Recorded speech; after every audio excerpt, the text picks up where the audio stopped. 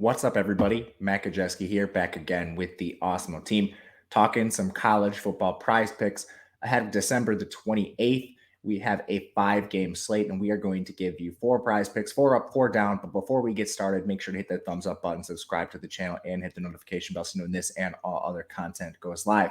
Without further ado, let's bring you behind the glass, giving you a look at prize picks, and we're going to kick things off in the receiving game, where we have a really interesting prop, a receiving prop on Mississippi State running back Jaquavius Marks, 30.5 receiving yards for him. We'll be looking towards the over on this, but it's interesting to see Marks at 30.5 and his teammate Dylan Johnson at, Dylan Johnson, 39.5. Sorry, I didn't expect the screen to move there. And that's because on the year, Marks has a larger target share. You look at this overall, Marks has been the lead back. It is a timeshare, but 86 targets on the season for Marks compared to 68 for Johnson. And you look at the last 4 games, 5.8 targets per game for Marks, 5.0 targets per game for Johnson. It's really just the most recent game where Johnson out-targeted Marks, and that was a 9 to 8 target discrepancy, so very close. And overall, when we look at the body of work through the whole year, it's been Marks as the player who is averaging far more yards. His prop is slightly below the season average for Marks, where you can find 30.5 yards here, but season average 35.5. We currently have him projected for 43 in an up-tempo matchup against Texas Tech, 58-point total, and Mississippi State is a 9.5-point favorite. We know Mississippi State is going to be one of the fastest teams and the single pass heaviest team in the country. Marks has the second most targets on the entire team, so a lot of opportunity for him. This will be an easy over to kick things off. Looking at our second prop, we're going to stick to the receiving game and hit Kalen Geiger, Texas Tech receiver, on the other side of this game, 43.5 receiving yards. This will be another over we're looking at. And again, same thing for game environment. It's an up-tempo spot for both teams. Texas Tech has played a little slower this year, but they're now facing the pass heaviest and one of the fastest teams in the country, which should increase their play volume. They're 9.5-point underdogs, voting to a higher pass rate. And this is a team that already throws the ball 50% of the time. So with Texas Tech, you also have Eric Ezukanma heading to the NFL draft, not expected to play in this game. That's the number 1 receiver, vacates 74 targets. That's a 22.5% target share.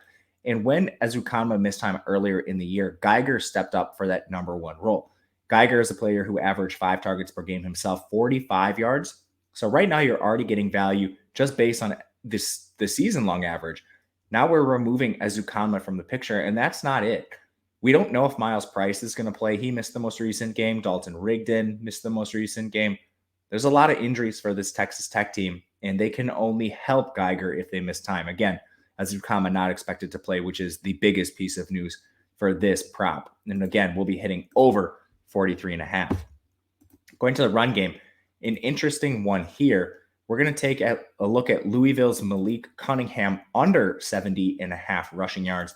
This might come as a little bit of a shock to some because Cunningham, he's very mobile himself.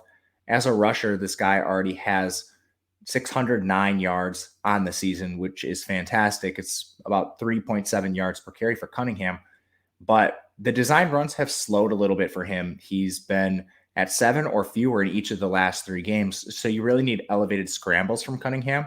And then you take a look at this matchup. Louisville's taking on Air Force, a triple option team. They're very run heavy themselves, the single run heaviest team in the country. So we are expecting depressed play volume for the game as a whole and an elevated run rate. Then we factor in the matchup. Air Force, they do play in the Mountain West, but they're a team allowing 3.3 yards per carry, which does not bode well for Cunningham. The best way to beat Air Force is through the air. Right now, our projection on Cunningham has him at 56 yards, so you're getting about 15 yards of value towards the under. He's a little bit risky because he has the big play ability. But right now, Cunningham, everything's pointing towards the under 70.5 rushing yards. And then the last one we'll do here is another rushing prop. This is going to be for Auburn taking on Houston. Whoops, excuse me there. Not TJ Finley. We want to look at Tank Bigsby. Over 79.5 rushing yards. And there's a couple reasons for this. Auburn taking on Houston. It's a difference in level of competition. Auburn, obviously, in the SEC. Houston coming out of the AAC just got beat up by Cincinnati in their conference championship. But Houston, their best player on defense, opted out. That would be Marcus Jones. So we do not have him. And now we take a look at this Houston team. They're a little giving on the ground at times. And aside from the difference in level of competition, we just saw Sean Shivers transfer for Auburn. And this Auburn team had an increased reliance on Bigsby down the stretch. In the final two games, 22 and 29 carries for Bigsby. In the middle of the year, he was dealing with an injury, so it's nice to see Bigsby back up to his full bell cow workload. He's a guy that only averaged 84 yards per game, but again, that's against the best of the best in the SEC. And we also have to figure in there's been a change at quarterback. Bo Nix transferred. He was hurt anyway. But since they brought TJ Finley in, this team has gone a lot run heavier. Since the injury, Auburn prefers to pass. So we saw them at a 53% pass rate. But since then, Finley didn't eclipse 30 attempts in either of his two games, the last two games they played, and that included against Alabama. So we're seeing an elevated run rate, fewer opportunities for the backups with Shivers transferring. Everything lines up for Bigsby over 79.5 rushing yards here. But let me know in the comment section who your favorite plays are. We'll be back again throughout the week. But my name is Matt Gajewski on Twitter at Matt_Gajewski. Thank you for watching, and we'll catch you again.